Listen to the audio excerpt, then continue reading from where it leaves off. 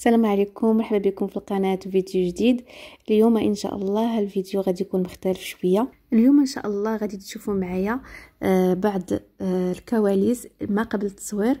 كيف كتعرفوا يعني دائما فاش كنكونوا كنخيطوا راه لابد من هاد الروينه هذه، ماشي دائما تيكون كلشي مرتب.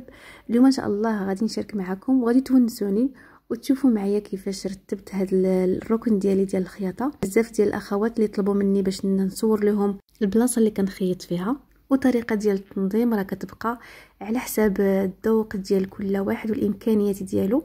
كنتمنى هذا الفيديو يعني يعجبكم وتستافدوا منه وتاخذوا فكره، ولو انني ما عنديش شي حاجه اللي هي يعني خارقه للعاده، كل شيء بسيط ومن الاشياء بسيطه ومن الامكانيات اللي عندي.